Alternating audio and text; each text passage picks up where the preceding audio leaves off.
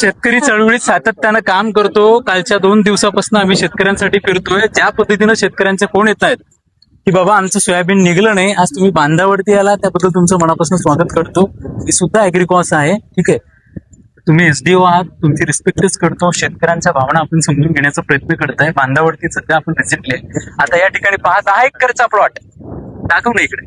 हे 10 एकरचा प्लॉट शेतकऱ्याचा पुन्हा रोटावेटर मारला आणि पुन्हा एकदा सोविंग सुरू आहे.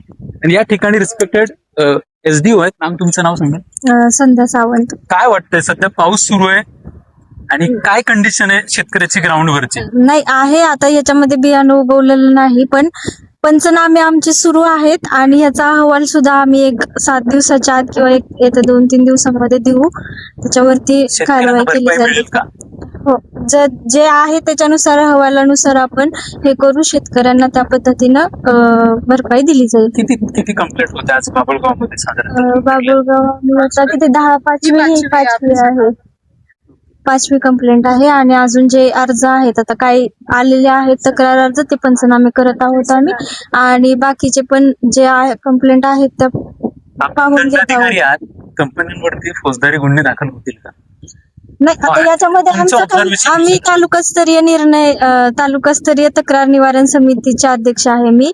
तर आम्ही पंचनामे करत आहोत. आम्ही अहवाल पाठवून देऊ, त्यांच्यावरती कारवाई करण्यात. या ठिकाणी रिस्पेक्टेड प्रणाली डेरे मॅम आहेत, ऋतिका डेरे मॅम, ज्या की तालुका कृषी अधिकारी आहेत बाबुळगावच्या. मॅम, फील्ड ऑब्झर्वेशन करताय सकाळपासून, काय कंडिशन आहे शेतकऱ्यांची?